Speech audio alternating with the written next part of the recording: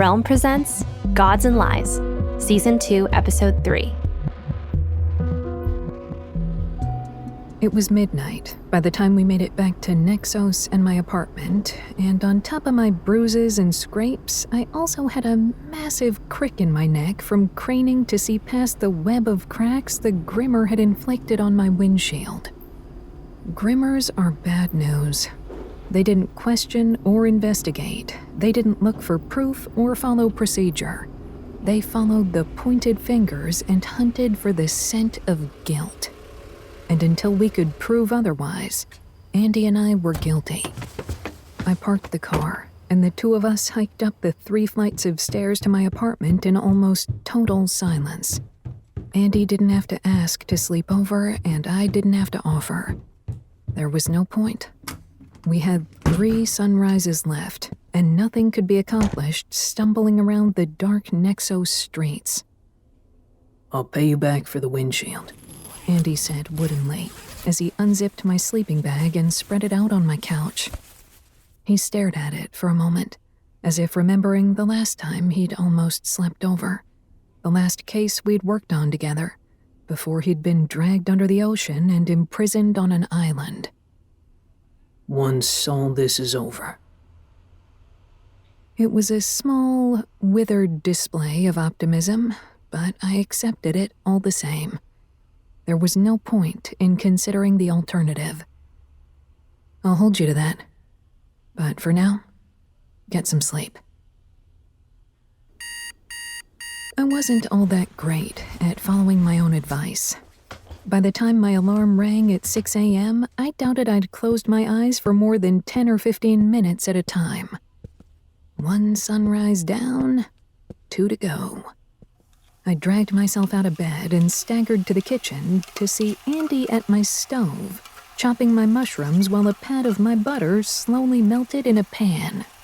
He was wearing his sleeping bag, my sleeping bag, zipped around his waist like a ridiculous puffy kilt. "What are you doing?" "I'm making breakfast," he said.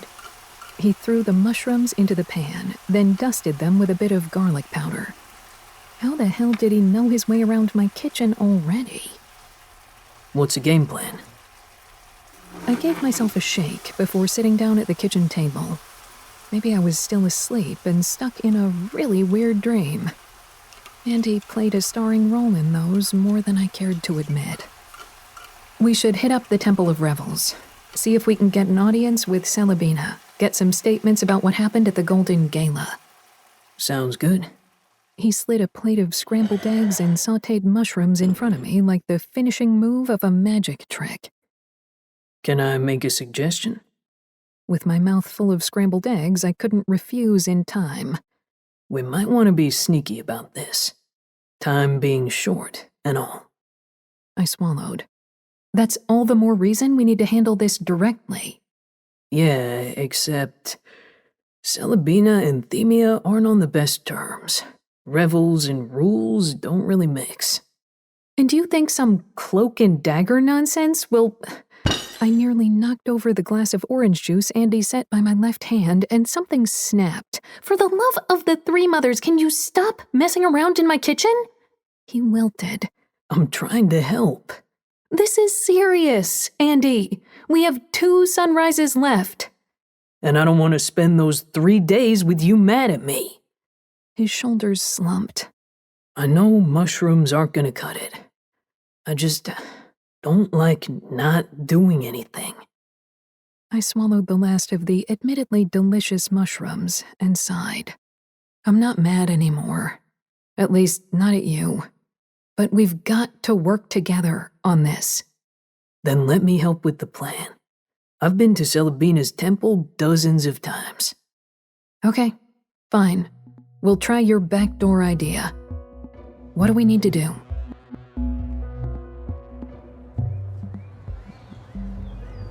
As it happened, Andy's backdoor plan literally involved a backdoor. The Temple of Revels' service entrance was a shade more modest than the elaborate public portico, but I still had to squint against the glaring sunlight reflecting off the acres of gilt paint, glass and precious gems embedded in every buttress and column. A subtle goddess, Celebina was not. A fleet of caterers' vans was parked in front of the entrance, and employees wearing crisp white and red uniforms and ridiculous pillbox hats filtered in and out of the temple like industrious ants. How did you know there were going to be caterers? Andy smirked. Celebina is the goddess of parties. There are always caterers going in and out, or florists, or exotic animal handlers. I guess I was lucky today was a catering day. I shrunk my blessed oak to the size of a matchstick and tucked it under my tongue. All right, Andy, this is your part of the plan. Andy marched right up to the manager, the only visible employee permitted to forego the pillbox hat in favor of ticking things off a clipboard. Sorry we're late, Andy said. Do I know you? She barely glanced up from her clipboard, but somehow that was enough to dismiss us. We're the relief staff. Andy hedged.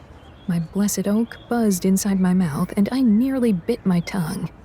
Well, that answered the question of whether or not Andy could set off my oak. I didn't order relief staff. The demigod didn't miss a beat. Someone did. With everything Celebina's planned, you think you can manage it understaffed? The manager sighed and lowered her clipboard with the air of a spoiled child forced to turn off the TV in favor of homework. You guys didn't even bring your uniforms? We were last minute, Andy said. We were told to collect them on site.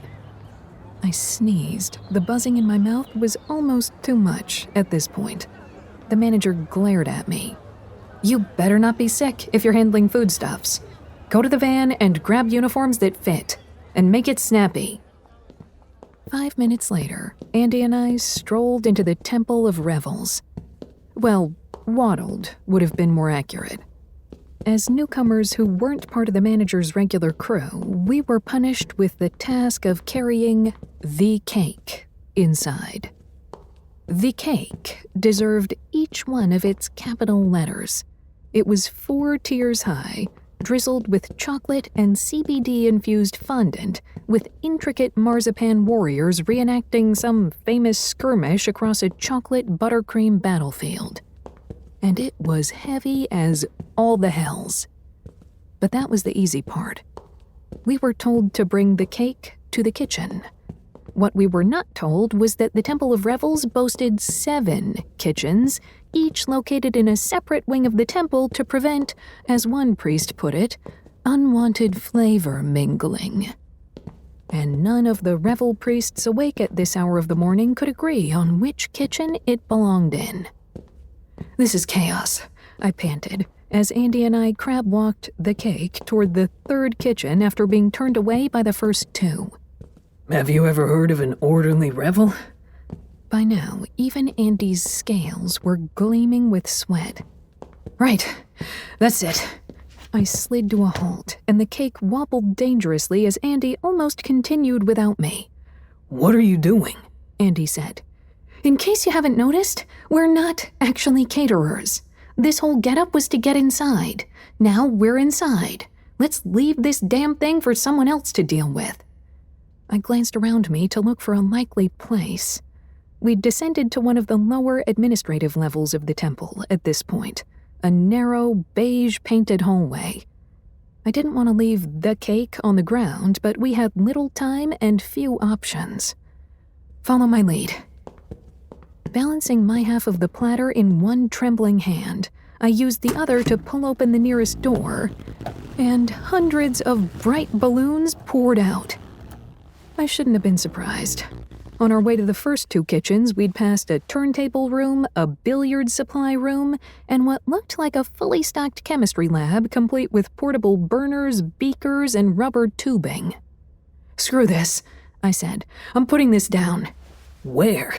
Andy demanded, tugging the cake plate closer. Balloons continued to tumble out of the room in a rainbow avalanche, flooding the corridor with squeaking rubber. Just clear some space, I kicked out wildly, and as I did so, the cake plate slid out of my sweat-slick grip. I watched what happened next as if in slow motion. Andy lunged forward under the sudden weight of the entire dessert. The plate dipped dramatically, and all 4 of the cake's glorious tiers tilted, teetered, tumbled off to fatally collide with the unforgiving linoleum and restless balloons. For 1 second, all Andy and I could do was gape at the destroyed cake in horror. For the next second, I considered stepping outside and letting a flock of grimmers take me. By the 3rd second, a passing revel priest heard the commotion, and her horrified shriek woke the rest of the priesthood.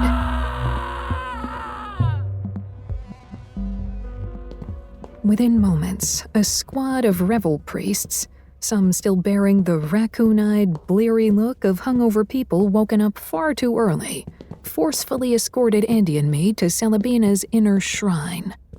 The high altar of Celebina, sculpted from pink marble and quartz, sat upon a stone bridge suspended above a pool of sparkling rosé. Golden fountains in the shape of peacocks, her sacred bird, perched at each compass point, jets of wine shooting from their golden beaks. Colorful paper lanterns floated through the air, although I couldn't see what directed them. However, when a wall behind the wine pond hissed open, the goddess that stepped out wasn't Celebina. Thin and wan, she stood at a conservative 7 feet tall, with amber hair flowing down her back in a loose braid. She wore robes that looked both soothing and drab, soft, flowing cotton in somber creams and grays flowing down to the ground. Her eyes were hidden behind a pair of round, gold-rimmed sunglasses. The sunglasses were the tip-off. I bowed from the waist. "Elbada, I take solace in your mercy." The words came to me automatically. I wasn't too proud to admit I'd prayed to her a time or two on weekend mornings when the sun seemed to stab like a knife. Elbada, the gray daughter of Celebina. If Celebina was a lavish meal, Elbada was the bill at the end of the night. Regret was her aspect, along with forgetfulness, consequence, and terrible hangovers. As a goddess, she was well known, but not exactly beloved. Or at least not beloved enough to have a temple of her own. She shared one with her mother, because where one went, the other naturally followed. She nodded at my obeisance, her face a chilly blank. "You honor me, so I'll make this quick. Who are you, and why have you invaded my mother's temple?" "My name is Justix Iris Tharo. I serve justice on behalf of Themia, Huntress of Justice. This is Endymion Ariki." Beside me, Andy took a knee as well. "The Sea Mother's son." A muffled exclamation echoed in the shrine, and I noticed the man standing at Elbada's side for the first time. He was easy to miss. With his ash-gray robes and shaven head, he almost blended in with the goddess. Elbada tilted her sunglasses up a fraction, revealing a pair of champagne-colored eyes. "Why, Father Liam, you're right. I almost didn't recognize him without the constant whiff of his mother's disapproval eddying about." She gave Andy a tight-lipped smile. "You'll have to forgive my high priest. In his diligence to my service, he can't always keep abreast of the Pantheon gossip. Aren't you supposed to be in prison, child?" "Early release," Andy quipped. "Good behavior." "I very much doubt that." I cleared my throat. "Well, we're here because we would like to ask you and your mother about the events that occurred—" The goddess let her sunglasses fall back over her eyes. "You misunderstand. You invaded my mother's temple under false pretenses and defiled a cake intended for her festivities. I am not here to answer questions. I'm here to mete out punishment. Desecrating a goddess's holy services is a grave charge." Andy choked out, Wait, but before Elbada could continue, an enormous bubble swelled within the pool of rosé, bigger and bigger and bigger, before it popped in a sparkling spray to reveal the goddess inside. The cake! Did you see what they did to my cake, my darling? Celebina filled the shrine like a hot beam of sun unexpectedly parting the clouds. Larger than life in nearly all ways, she towered over everyone else. She was a goddess of abundance and decadence, of rolls and curves. Her rich brown skin gleamed in the lantern light, and her hair flowed down her back as freely as a dark river of wine. Jewels glittered at her wrists and earlobes, and she was wearing a magnificent gown that appeared to be composed entirely out of coins roped together on a web of gold chains. She carried a well-cosseted peacock under one arm. I'm already handling it, Elbada began, but her mother swept that aside like brushing a fly. Nonsense. It was my cake they defiled. I'll be handling this personally. She jabbed an imperious finger at Father Liam. Go on, priest. I shall need restraints, glasses, some of those little cocktail olives. Father Liam is my priest, Elbada said.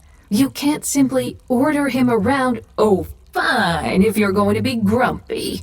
Celebina clapped her hands with the sound of two enormous corks popping, and a troop of revel priests rushed into the shrine.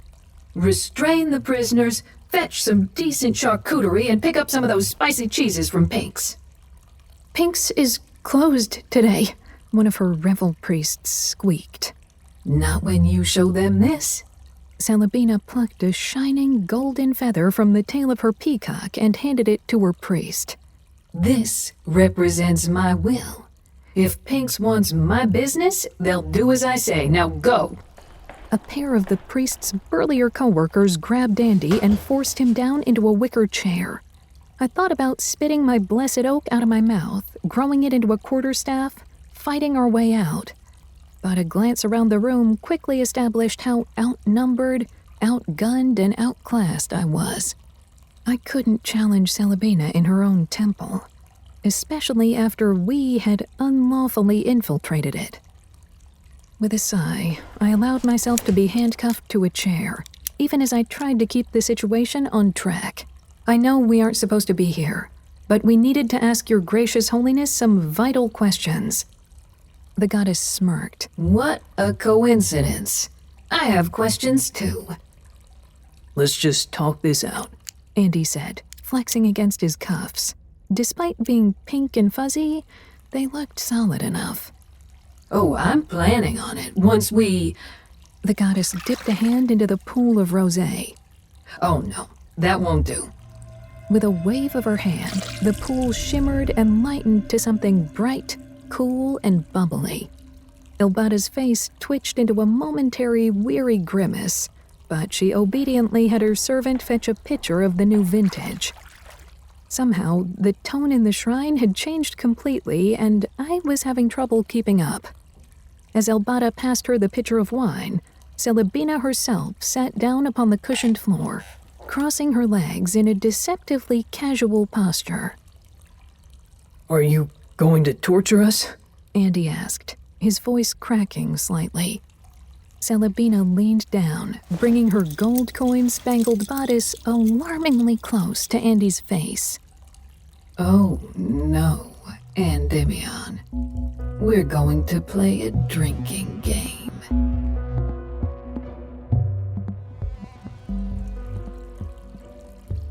A drinking game? I repeated. Celebina swayed in front of me. She smelled like wine, not the sour smell of someone who had a few too many, but like a robust red finally breathing after half a century in a cask. Her presence was more than a little intoxicating. Your little Justix said you had questions, and I myself am naturally curious, so how about a little tit for tat? The goddess chortled, her impressive chest rising and falling. All around her, priests filed in and out, arranging platters of food and filling pitchers of wine from the sparkling pool. If you want me to answer one of your questions, your little Justix takes a drink. If I need you to answer one of mine, I'll take a drink. And if I'm satisfied with everyone's answers at the end of our little interview, I might just let you go. Sound fair? It's fair, more than fair, I said quickly. Wait, why me? Iris demanded. She had about as much chance of outdrinking the goddess of parties as a Grimmer did of becoming vegan, but nobody had a choice here. Celebina chastised, wagging a coquettish finger. It's my turn for a question. Endymion, how did you manage to sneak your way out of prison, you naughty boy? I called on the right of old Justice, I said. Iris sucked in a breath, but I didn't see how we could avoid telling the truth. I knew Celebina. I knew how she worked. She was greedy, excitable. She lived for scandal. We'd need to butter her up if we wanted to get the answers we needed. I've heard of that, Elbada remarked. That explains why no one's turned you in yet, not if the old Justice has claim on you. She bent to whisper in Father Liam's ear. It sounds terrible, Celebina said, sounding thrilled. It gave us the chance to look at my case a second time, I said. Reaching down, Celebina grabbed an amphora of wine and downed it all in one long, sensuous pull. With a satisfied sigh, she turned to me. Your turn. We wanted to ask what happened the night of the Golden Gala, I said. That's why we snuck in. We're working a case. The goddess of revels laughed. What didn't happen at the Golden Gala? You mean what happened to Argamnos? Elbada said. Well, yeah, I said. Elbada smirked. While her mother verged on being the deity of too much information, by contrast, Elbada kept herself aloof whenever possible. The shadow to her mom's sunshine, a goddess without a temple, and, until this Father Liam guy, without much of a priesthood. She was an outsider by Pantheon standards. The few times I'd tried to chat her up at parties, she'd made it very clear that even a goddess with no cult was miles above a half-breed with mortal blood. It was an attitude she shared with Argamnos. Growing up, he'd never passed up an opportunity to expose my so-called mortal weakness. Never mind that his own mother was just a sylph. The ripple of Celebina's laughter shook the walls of the shrine, jostling dust from the ceiling. I'd originally planned the Golden Gala as a simple, informal get-together, just a few hundred people. But after what happened to the little messenger, it wound up as the talk of the Pantheon for weeks. She pointed at Iris. Drink. Iris pursed her lips as an overfull glass of wine was brought before her. I shot her a "what else can we do" glance. Steeling herself, she opened her mouth and let the revel priest pour the lot down her throat. She swallowed as best she was able, but some of it dribbled out the sides of her mouth. My turn, Celebina said. She proceeded to ask multiple questions in quick succession about how we'd managed to finagle our way into the temple, laughing delightedly and draining a different pitcher of wine with every answer. The more wine she drank, the rosier and riper she became, her form slowly expanding to fill the shrine. Her eyes, however, remained sharp and bright as she examined the two of us. Despite the semblance of a game, she had every advantage here, and we had none. Could you give us comprehensive timeline of the entire night? Iris asked. With her hands cuffed to the chair, she couldn't even wipe the wine off her face. Celebina wrinkled her nose at the Justix's official tone, so I jumped in. Let's start at the beginning. When did Argamnos arrive? I'd say at around 10:30. Does that make sense to you, darling? Elbada nodded. But Diaphragmes arrived at 9. Celebina groaned dramatically and stretched like a cat, making her dress of coins jingle. Why am I not surprised? Inviting her is always a gamble. Sometimes her gossip and japes and obvious machinations are good for a laugh. Other times, she's a total buzzkill. There's a difference between socializing and networking. Half the time she treats my parties like work. People shouldn't work at my parties. She pointed to Iris. Drink. She has a reputation for ass-kissing? I asked. The goddess laughed again. Understatement of the millennium. Agamnos' father was far too free with her. Agamnos was a fine lad, and I suppose Diaphragms contributed to that. But she's a sylph. It gave her ideas above her station, and she's been scrabbling to find a way up the ladder ever since. Why did I invite her? Elbada stirred. Because you knew if you invited Agamnos without also inviting her, you'd never hear the end of it. Of course, that's it. I invited the both of them, but Agamnos at least had the good sense to show up after the caterers finished setting up. Drink. Sounds like you really wanted Agamnos at your party, Iris said, her words starting to run together. I invited him personally. He'd been working so hard, flittering hither and yon for all the highest players in the Pantheon. The boy deserved a break. So what happened when... I prompted. It isn't your turn, Celebina said. What should I ask? Oh, yes. How's Tillaman been these days? The question struck me like a blow. Tillaman, the half-sister I'd betrayed to the three mothers for performing human sacrifice. For a few seconds, I felt too shocked to even respond. You don't have to answer that, Iris shouted. Yes, you do, Elbada said. I shifted uncomfortably against my seat. My fuzzy handcuffs itched like nobody's business. I don't know. Nobody told me what her sentence was. Pity. Celebina swiped a pitcher from one of her attendants and dunked it into her own pool. She was always such a rigid stick. Seeing her finally get her comeuppance must have been something. I guess, I said. Tillaman had looked out for me more than most others in the Pantheon had, but she'd still been perfectly willing to kill me to keep her proclivities from coming to light. Even 6 months later, the memory twinged like a fresh bruise. So Agamnos arrived at 10:30. What happened next? Iris blurted, bringing it back to the Golden Gala.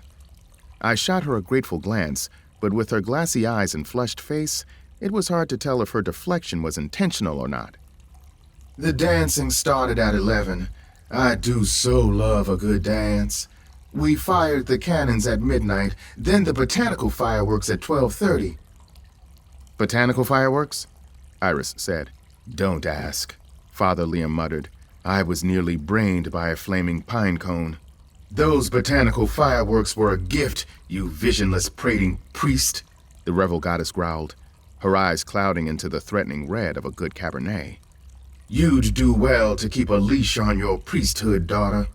Father Liam, to his credit, stood his ground in the face of the goddess's sudden swerve, only backing down when Elbada laid a cool hand on his shoulder. There was tension here that we didn't have time to unpack. We needed a distraction. What are botanical fireworks? Why, exploding trees, of course, Celebina said. An anonymous follower of mine engineered my gardens to produce the most colorful and exciting of explosions. Where's the excitement of watching dim little bursts in the sky from miles away when we can experience the sparkle and spontaneity up close? Imagine manicured little garden trees going up like candles. That's worth a poorly aimed pine cone or two. Iris looked blank. Exploding trees. They took out most of my mother's peace garden, Elbada said. Gardens can be replanted, Celebina argued. And the memories of those fireworks will live forever in the memories of my guests. Honestly, Elbada, if you stepped away from those potions and tinctures of yours, you could learn a little something about impressing mortals. She glanced at Iris as she said this. Drink. As Iris guzzled yet another glass of goddess-blessed wine, I suspected our luck wouldn't last past her failing sobriety. And, My little altercation with Argamnos, when did that happen? Don't you remember? Elbada asked. Her eyebrows rose above her sunglasses. You mortals have so little time to begin with. You'd think it'd be easy. Let's get back to the fight, Iris cut in, leaning forward in her chair. I'm less sure on that. Celebina admitted. I was in the midst of a tryst. I think it was around 2, 3. Elbada, you saw it. 12:30. Elbada said. And you didn't miss much, Justix. Endymion cornered Argamnos when he couldn't get away. It was about 10 minutes of name-calling, then 30 seconds of hair-pulling before our priesthoods intervened and pulled them apart.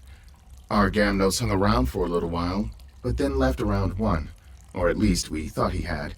We found him the next morning down at the docks, where Celebina keeps her pleasure barges. Drink. When a revel priest pushed another cup on Iris, she batted her away with a wild jerk of her chin. That's it? Iris sounded genuinely sad about missing a humiliatingly blank chapter in my history. Anyone else see the fight? Of course, Father Liam said. Several hundred party guests. Drink. And would you say Argamnos was cool? Like a cool guy? People liked him? Iris asked. Her words slurred together like melting taffy. A small, unexpectedly self-aware smile flittered about Elbada's lips. He was extraordinarily useful. That almost amounts to the same thing. Drink. So, who, killed him, in your opinion? 3 mothers above, slow down with the questioning, I said. Iris slumped forward in her seat. It's not that I don't want to answer, Celebina said. But that's going to be difficult. Hundreds of people come to my parties. I can't keep track of all of them. That's what my daughter's for. Out of the corner of my eye, I saw a flicker of emotion ripple over Elbada's face, just for an instant, before it smoothed back into perfection. I'll be happy to provide you with the binders of our extensive guest lists. But we don't have time for that. Iris sounded like she wanted to say something else, but she pinned her lips together instead, gulping awkwardly as her skin turned an ominous shade of green. I think that's our cue to end all this, Celebina said quickly. This was fun, but I have a masquerade to throw in just a few hours' time, and the caterers need to completely rework their menu now that their cake is out of the picture. She gestured to her priests. You can uncuff them now. Elbada stormed to her feet, her priest circling her like a loyal moon. Mother, these are our prisoners. They destroyed your cake. What about their punishment? Punishment? They've saved me an eon's worth of trouble. This whole affair was supposed to honor the anniversary of Gregos winning the Battle of the Silver Scythe, but I mistakenly ordered the cake to represent the War of the Golden Horn. Gregos did not come out well in that skirmish. It would have been terribly awkward if he'd seen that cake. She shrugged. Now I have both a valid excuse not to serve it and a delicious story to tell on top of it all. As soon as she was freed, Iris struggled to her feet. I have more questions. Of course you do. I'm fascinating, but don't fret. The goddess of revels reached deep into her bosom and brought out 2 shining silver envelopes sealed with green wax. Come to my masquerade this evening. A good masquerade is a proven pick-me-up. I hurried over to support a swaying Iris with one hand while accepting the goddess's invitations with the other. In another time, another life, VIP invitations to a Celebina stunt would have been worth their weight in gold. Priest! Once again, Celebina addressed this to Father Liam. See them out, and tell the Justix she'll want to drink a lot of water very soon. Elbada all but stamped her foot. You can't order my priest. It's fine, Father Liam said. He tapped me on the shoulder. If you'll follow me. We followed Father Liam out of the shrine, me walking, Iris all but staggering. On the way to the exit, we passed hallways decorated with gold filigree and dollar store holiday lights, pantries where the rarest vintages were being decanted, chambers where novices cut silver confetti by hand. And at each junction, Iris stopped and insisted on asking what everything was. It slowed our progress considerably. "I'm sorry for this," I said, after Iris insisted on knowing the history of confetti. "She's not normally—" Father Liam smiled wryly. "I've seen it all before, believe me. Patience is a virtue in Albada's eyes." Surrounded by the vivid splendor and cheap glitz, Father Liam's undyed robes and shaved head stood out starkly, like a hole burned into a beautiful handkerchief. "Can I ask a personal question?" I asked. "You can ask," Father Liam replied dryly. "What made you become a priest of Albada? Why worship regret? When you're surrounded by all this," I didn't say. Father Liam's lips curved into a slightly edged smile, as if he could read my thoughts. "You think me a fool. I didn't say that. You're not wrong. But I'm not half the fool I used to be. More specifically, I was a drunk.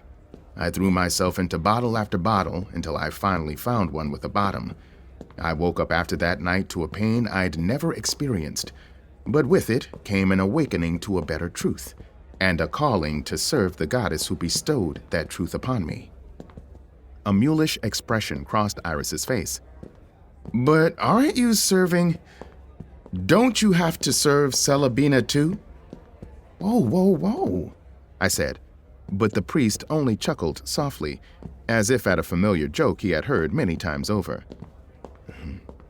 "The relationship between Celebina and Albada is complicated, and I'm not so arrogant as to pretend that I understand it.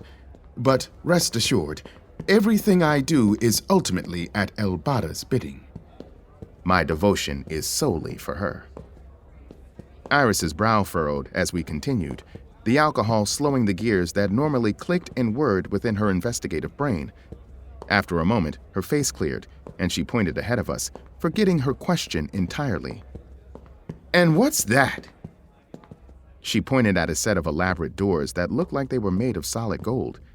Scenes of folly, frolic, and debauchery capered across their gleaming surface. Gods and nymphs, and satyrs and humans, their bodies entwined with vines of green copper, their eyes inlaid gems of obsidian and emerald. "That is Celebina's tribute chamber. Any and all items left behind during her revels are collected there. Once a year, her priests burn the lot in a special ritual." "Like a sort of godly lost and found?" she asked. "It's more nuanced than that, but—" "Oh!" Father Liam squeaked as Iris bowled forward, stumbling against him to keep from falling to the floor. "Sorry," she slurred, "but I gotta ask. Did you poison our Gamnos?" "No." Did you think he was a cool guy then?" The priest shrugged. To be honest, I didn't think about him very much at all. "Achoo!" Iris sneezed violently. She shot a glance at me, a gleam of self-awareness in her eyes, and I remembered she still had her blessed oak tucked into the side of her cheek. I was surprised she hadn't swallowed it by accident. "Will that be all?" Iris nodded, then gulped, sweat breaking out on her forehead. "I don't feel so good." Evidently, the priest's patience didn't extend to getting puked on, as he wrenched himself out of her grip like she was on fire. "Not on the goddess's marble floors. Don't move. I'll find something for you. Just hold on." He took off down the hallway, his gray robes flapping behind him. Iris swayed for a moment, then turned to me, a sloppy smile unfurling across her face. She held up a ring of keys, Father Liam's keys. "Guess what I have?" "Wait, were you just pretending to be drunk?" She shook her head, then stopped, like shaking anything was a bad idea right now. "Nope, pretty sure I'm still super drunk. You might have to turn these for me." I took the keys from her, gingerly. Drunk Iris was a bit of a wild card. "What are we unlocking?" She frowned like the answer was obvious and pointed to Celebina's treasure room. The goddesses. They didn't tell us everything. And Father Liam's lying. Questions aren't enough. We need evidence. And over there is a room full of evidence. Understanding dawned. You want to raid Celebina's lost and found? Yep. If anyone left anything behind at the gala, it'll be there. Got any better ideas? No. But I clearly needed to go drinking with Iris more often. Then let's go. And with that, Iris spun around and vomited all over the spotless marble floors.